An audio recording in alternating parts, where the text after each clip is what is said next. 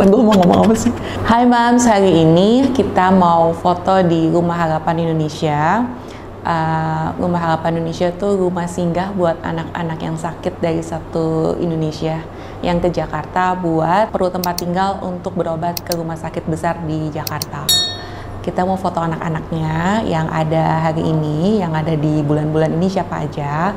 Terus nanti kita ada interview dengan Bu Valen yang punyanya, ownernya Rumah Harapan Indonesia. Kita tanya nih, yang lagi di sini nih anak-anaknya sakit apa aja. Ikutin yuk.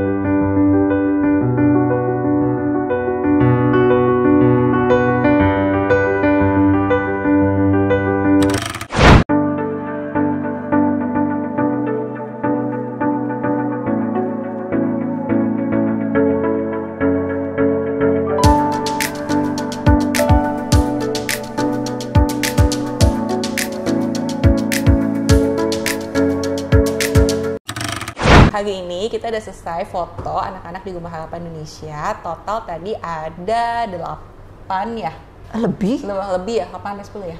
10 kayaknya. Kita balik lagi dengan Ibu Valen. Hai semuanya. Pendirinya Rumah Harapan Indonesia.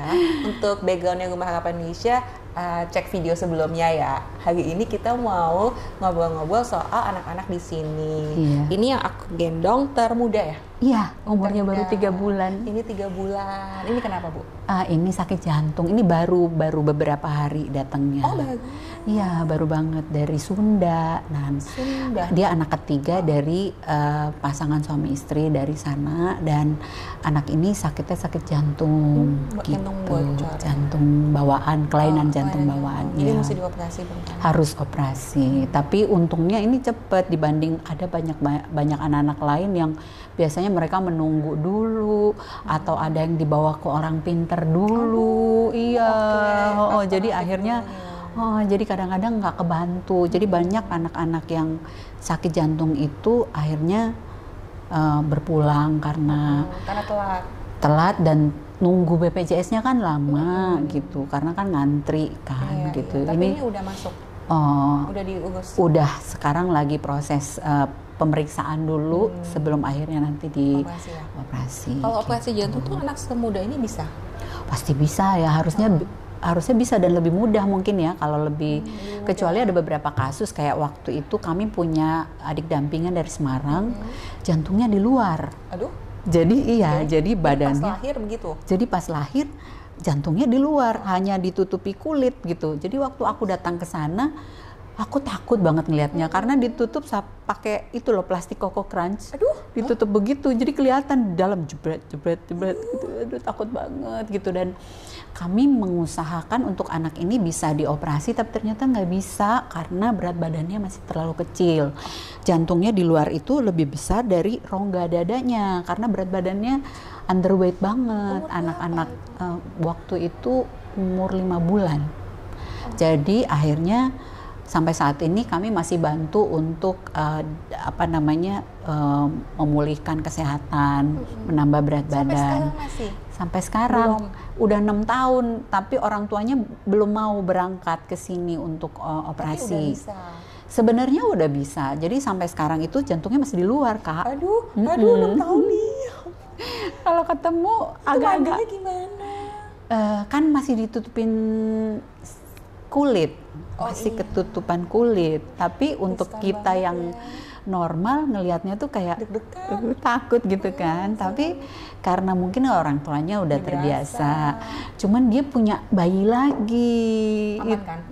Aman, cuma karena dia punya bayi lagi akhirnya dia nggak berani untuk ninggalin bayinya. Dia harus ngurusin anaknya karena proses operasi itu kan lama kan. Masukin jantung itu ke dalam, jadi dia menunggu sampai bayinya cukup kuat untuk ditinggal baru akan berangkat. Jadi memang kasus-kasus jantung di Indonesia ini banyak banget. Di Rumah Harapan Indonesia banyak banget. Ngaruh ke mamanya kurang gizi gitu apa nggak sih, malnutrisi? Mostly karena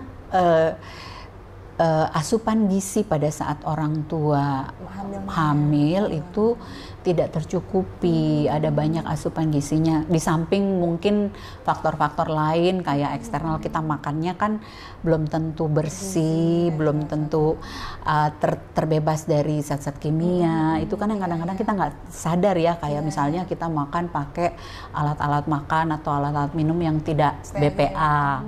Itu BPA free itu juga penting banget.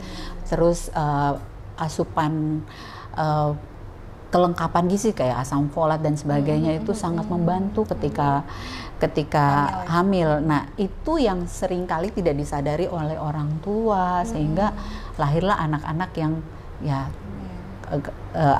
kelainan jantung atau seperti ini kayak Down syndrome. Ini gimana, Bu? Ini kedua termuda. Ini ya udah 6 bulanan kayaknya. 4 sampai 6 bulan kalau nggak salah. Nah, dia juga waktu datang kondisinya udah sangat parah. Sampai dari kita ini dari Jawa. Ini dari Jawa. Sempet waktu itu orang tuanya udah hampir kehilangan harapan karena sudah sebulan lebih di ICU, di PICU namanya. Kalau ICU anak kecil kan namanya PICU. Terus sampai dibikinkan campaign sama RSCM untuk pembelian ventilator karena dia udah nggak bisa bernafas. Makanya sekarang dia pakai tracheotomy. Ini untuk membantu pernafasannya gitu. Dan dia juga ada hidrosefalus juga. Gitu. Ada suspek Down syndrome juga. Iya, suspek Down syndrome juga gitu. Banyak. Kayak tadi ada Matthew juga Down syndrome dan ada jantung juga. Matthew tadi nggak mau lepas sama mamanya? Yang di sini yang dari Ambon itu. Yang Papa Matthew. Iya, itu anak juga anak luar biasa itu, berkat dari Tuhan karena 11 tahun mereka menunggu. 9 apa 11 tahun mereka menunggu. Iya, NTT. 11 tahun mereka menunggu sampai akhirnya dikasih anak kan. Ternyata anaknya special needs. Itu ekspektasinya kan berlebihan, ternyata udah dapat anak yang special needs. Itu menguatkan mamahnya, itu juga nggak mudah. Jadi di Rumah Harapan ini kami ini kakak-kakak yang ada di sini tuh selain mendampingi anak-anak, yang paling utama sebenarnya mendampingi orang tuanya. Iya, karena kan mereka lebih banyak mengeluh. Kita kalau udah berat hidupnya terus mengeluh jadi lebih berat kan rasanya. Nah, kakak-kakak yang ada di Rumah Harapan ini luar biasanya. Mereka tuh selalu kasih support energi buat orang tua. Jadi nguatin. Kalau mau nolongin anak-anak itu orang tuanya dulu. Dikuatin orang tuanya sehingga orang tuanya udah kuat ya. Mereka punya kekuatan untuk bantuin anak-anaknya. Sekarang di Rumah Harapan Jakarta nih ada berapa anak? Paling parah apa, sampai yang ringannya apa? Kalau di Rumah Harapan Indonesia sendiri yang di saat ini itu sekitar 7 anak. 7 anak yang paling parah, semuanya parah sih menurut aku ya. Iya sih. Yang paling kayak mesti tapi ini kayak mesti bolak-balik semuanya gitu bolak-balik kan. Iya. Ada lagi nggak ada cancer. Tapi ini lumayan juga ya. Aduh ya paling banyak. Sebenarnya nih setelah aku lihat report selama setahun, kalau tahun 2021 itu cancer terbanyak di RHI.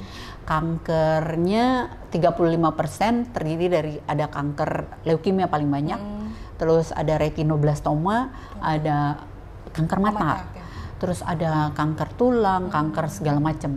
Nah tahun 2022 shifting ke paling banyaknya anak jantung.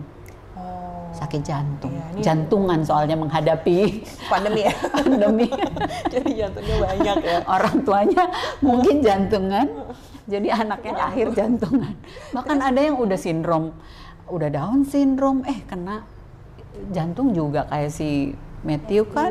Matthew udah dioperasi tapi puji Tuhan mudah-mudahan baik ya. Iya, mudah-mudahan baik. Oh, di sini kakak-kakaknya berapa banyak? Oh iya, kalau di setiap cabang itu kakak-kakaknya cuma ada 2 Kak. Koordinator dan pendamping. Tapi di head office kita ada 6 orang. Jadi ada operation manager, operation staff, finance manager, terus sama admin, PR, sama aku. Oke. Udah. Kalau boleh tahu nih, ada banyak hal nih. Kalau misalkan kakak-kakak yang nonton nih mau sumbangsi, mau apa yang namanya, sukarelawan, itu gimana tuh Kak? Oh, kalau bantu kan banyak hal ya. Kalau donasi bisa langsung melalui Instagram kita tuh Kak, di @rumahharapanindonesia. Tapi kalau misalnya mau jadi volunteer, itu juga bisa. Banyak hal yang bisa dilakukan di sini, misalnya bantu anak-anak membaca. Oh, jadi kayak ini kan ya, anak-anak di sini nggak ada yang sekolah, jadi mereka itu tidak ada yang bantu untuk mendidik. Sementara di kami ada 3 hal yang kita pastikan di Rumah Harapan Indonesia: hak untuk belajar, hak untuk bermain, dan hak untuk sembuh. Hak untuk sembuh kita memastikan semua anak-anak ini pengobatannya benar-benar sampai selesai. Jadi kalau mereka pulang itu kita kejar Kak. Nih PR kami tuh yang nelponin, kamu kenapa nggak balik lagi ke sini? Butuh apa? Kalau misalnya mereka butuh transport, kita usahakan transportasinya sampai mereka bisa kembali. Jadi kan tagline kita tuh nolongin orang nggak boleh setengah-setengah. Jadi kita tolongin sampai dia sembuh. Either sembuhnya benar-benar sembuh total atau sembuh karena pulang ke pangkuan ilahi. Dan kalau mereka meninggal itu biaya pemulangan kargonya kita bayarin. Gitu. Jadi memastikan hak anak untuk sembuh, hak anak untuk bermain. Nah, kakak-kakak di luar sana kalau pengen volunteer bisa datang untuk menjadi volunteer, ya bermain dengan anak-anak, mengajar. Jadi anak-anak ini butuh misalnya baca tulis berhitung minimal kayak gitu ya, atau ngajarin ngaji gitu. Karena kan anak-anak itu kan kalau orang tua yang ngajarin nggak mau, tapi kalau kakak-kakaknya yang ngajarin, apalagi kalau kakak-kakaknya cantik, mau. Bosan yang ngeliatin itu aja ya.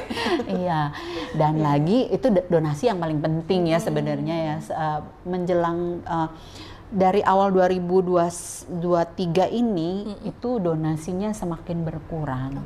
Itu karena gimana? Karena kemarin pandemi banyak yang nggak bisa datang? Mungkin karena awal-awal tahun juga, atau memang orang masih bikin plan, plannya, financial plan-nya baru dibuat, atau mungkin juga banyak kebutuhan, kita juga belum tahu ya. Tapi yang jelas di awal tahun ini, kemarin di Januari kami donasinya hanya 26% dari total biaya operasional. Kalau boleh tahu total biaya operasional bulanan standarnya berapa? 250 untuk 5 cabang. 250 5 cabang, 5 kota. 5 kota, ya. 5 cabang 5 kota. Nah, kadang-kadang donasinya hanya 80 juta. Bulan Februari kemarin hanya 60 juta. Bulan ini saya nggak tahu berapa, tapi saya berharap ya semoga kan bulan puasa, bulan Ramadan, orang banyak-banyak berbuat kebaikan. Mudah-mudahan banyak yang tergerak untuk membantu di Rumah Harapan Indonesia. Karena kami selain anak-anak yang ada di sini nih Kak, yang kayak gini, tadi kan banyak anak-anak tuh yang tidak tinggal di sini. Oh iya, itu gimana, itu adik binaan namanya. Jadi adik binaan adalah anak-anak sakit yang tinggal di Jakarta ini, yang memang sangat-sangat underprivileged gitu, yang sangat-sangat kekurangan, dan mereka sakit tapi tidak butuh tempat tinggal sebenarnya. Nah, mereka ini kita bantu kebutuhan susu dan diapersnya setiap bulan. Tapi gitu. Kebutuhan bolak-balik transportnya juga kalau ke sini ya? kita juga bantu. Iya. Untuk kalau misalkan itu kan kalau donasi 250 juta finance, kalau untuk kayak susu, popok gitu ada ininya nggak? Berapa banyak keperluannya sebulan? Itu kalau donasi barang kita nggak pernah bikin perhitungannya, tapi ada selalu biasanya kita share di sosial media. Ya kebutuhannya apa, terutama buat adik binaan ya. Itu susu, pampers itu selalu tiap bulan kita butuh untuk mereka. Kan mereka nggak tinggal di sini ya, minimal kita support susunya lah supaya kualitas hidupnya mereka tercukupi gizi, dan kesehatannya juga dengan minimal dia pakai diapers itu kan jadi kebersihannya juga terjaga. Ya, jadi kalau ada teman-teman di luar sana yang ingin berdonasi melalui Rumah Harapan Indonesia, bisa ke Yayasan Sahabat Valencia Peduli di BCA 541 5814 400. Jadi 541 5814 400. Nah, data ini bisa kakak lihat di Instagramnya Rumah Harapan Indonesia @rumahharapanindonesia. Tadi catat juga ya di bawah sini.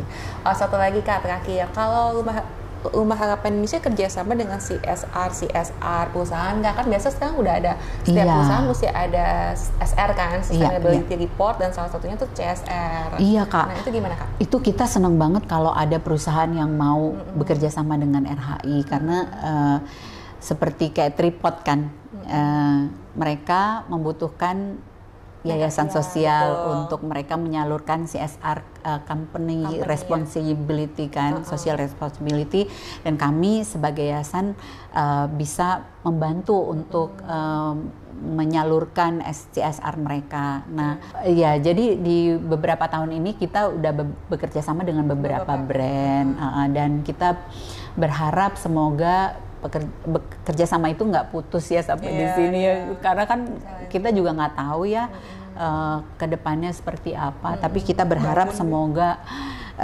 semakin banyak juga perusahaan-perusahahaan lain yang mau bekerja sama dengan kami, sehingga kita bisa menolong lebih banyak anak-anak lagi di Indonesia. Thank you for your time. Terima kasih semuanya. Dadah. Bye.